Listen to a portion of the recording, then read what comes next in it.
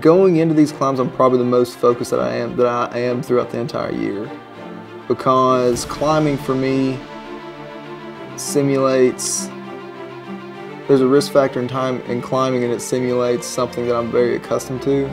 When you're a soldier, all right, when you're a soldier, a Marine, whatever you do, whatever branch of service you do, you are accustomed to pushing. That's just what we do. We push past limitations. We push past pain. We push past fear. We push past doubt. And this climb allowed you to do it, but in a safe manner.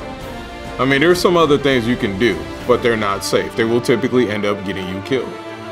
But this climb affords you the opportunity to be in a beautiful, serene facility, nature, and you just relax.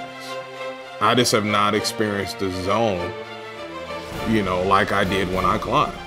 The main thing it did for me is, besides letting me come in contact with some wonderful people, I realized that the limits that I had put on myself physically and mentally, and a lot of things that I thought I couldn't do, are out the window now, and I'm willing to give them a try, because I never thought I could do what I did when I went up to the Table Rock. It's up to us to truly make sure that people don't forget about their sacrifice. It's up to us to truly let their family know that, yes, it was not in vain. And by doing, you know, this climb, it just really, when I thought about what of a better way to tell somebody, thank you. What better way to tell somebody that, you know, I miss you. When we were on the top of the mountain, we took a moment of silence, and that's one of the things that I did. I told those guys, you know, I miss you. I wish you were here, you know, because I do. For weeks, I was telling Andy, I'd have a smile on my face. My wife, in the beginning, says, "What are you smiling at?" And I'd tell her, and then a couple of weeks later, she says, "You're thinking about the hike, aren't you?" I go, "How do you know?" I just have this stupid smile on my face. I couldn't get it off my face. I'm being me. Look, I'm a 39-year-old, you know, dad. You know, I mean, heck, my oldest is getting ready to go to college, for crying out loud. And she saw the photos and she started crying. And I'm like, what is it? And she was like, "You're smiling, you're happy." And I'm like, wow. I'm like, seriously? She's like, "Yeah, you got this big grin on your face." She's like, "You don't do the crazy stuff like you used to do before."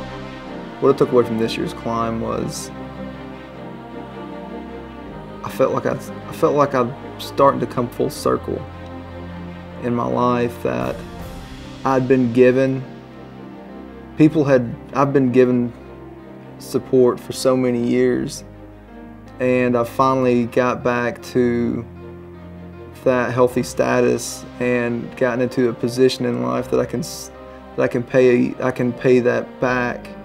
Of all the years, I'd have to say that's probably made me feel better as a person, for being a part of it, and being able to scout out, find other guys, and bring them into the fold, and show them what's out there, what's available.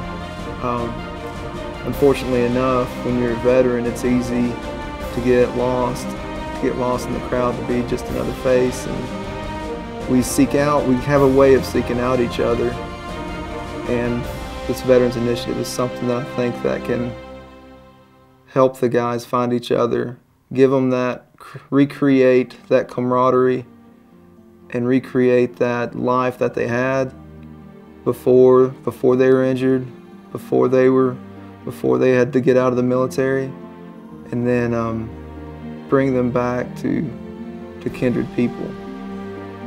When I left, it's hard for people to understand, but I could relate so much to these guys, and I was so comfortable with them.